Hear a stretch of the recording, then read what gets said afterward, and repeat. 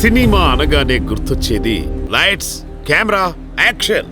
ఈ మూడింటితో పాటు మన తెలుగు ప్రేక్షకులకు గుర్తొచ్చేది ఒక ప్రత్యేకమైన పేరు, కోట శ్రీనివాసరావు గారు.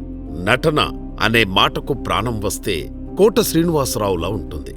తనదైన శైలిలో ప్రతి పాత్రను తిరస్మరణీయం చేసిన మాంత్రికుడు. మంత్ర నగరిలో మహిమాన్వితంగా కాంతులీనిన నటనా దురంధరుడు.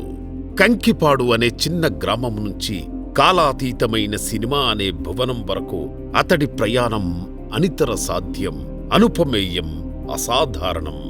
మాచిరాజు, భిక్షపతి, బాజిరెడ్డి, హంసరాజు, తాడిమట్టయ్య, వెంకట్రత్నం, గురునారాయణ పాత్ర ఏదైనా సరే అతడికి పాదక్రాంతం కావాల్సిందే.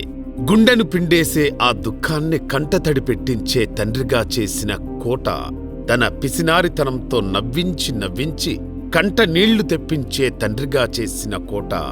ఒకటి ఆడవారి మాటలకు అర్థాలే వేరులే, మరొకటి ఆహనా పెళ్లంట. 9 నంది అవార్డులు, పద్మశ్రీ, ఇలా చెప్పుకోవడానికి పనికి వచ్చే విజయాలు ప్రతి తెలుగువాడి గుండెల్లోనూ ఒక స్వర్ణ సింహాసనం చెప్పనవసరం లేని విజయం.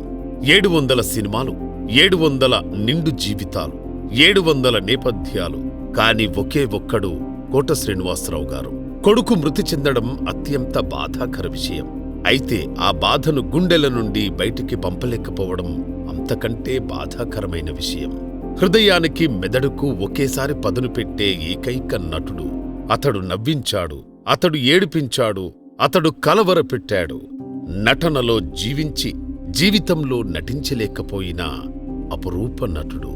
తెలుగు ప్రజలందరి పక్షాన ఒక్క మాట, ధన్యవాదాలు సార్. మీరెప్పటికీ మాకు ప్రేరణ.